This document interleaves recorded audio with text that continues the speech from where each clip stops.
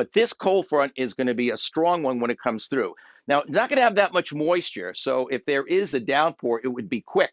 But there could be some thunder, lightning, and also strong winds because we're going to have strong winds already. And then if you add a thunderstorm to it, then you have even more issues. Now, again, I mentioned that we have that high wind watch for much of the area, 2 p.m. tomorrow till 2 a.m. Thursday. And down on the Cape and the Islands, it is a high wind warning from noon tomorrow until 2 a.m. on Thursday. Now, this is our computer models, different computer models showing you the wind gusts that are likely tomorrow afternoon. Look how it starts to ramp up around 3 o'clock, well into the night. That purple one of the computer models showing wind gusts could be up to 50 miles an hour. And I think the higher end is achievable here. Remember, the trees are still foliated, so that's why we're concerned there could be some scattered power outages. Also, along the Pike and points north, slightly better chance of getting a strong thunderstorm than south, but really it could be scattered anywhere in the region. See how it could almost be like a line of storms approaching from northwest to southeast, maybe one or two short lines, and then tomorrow night it all moves off the coast,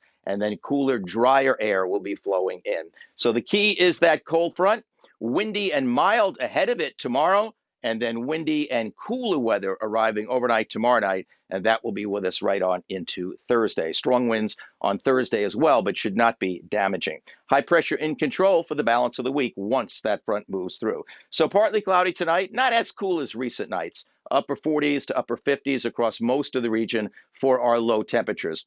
Now for tomorrow, there might be a little peekaboo sunshine, but again, keep an eye to the sky in the afternoon, especially mid-afternoon, late afternoon, and watch those gusty winds. It will be pretty mild, though, getting into the upper 60s, low to mid 70s before the colder air arrives tomorrow night.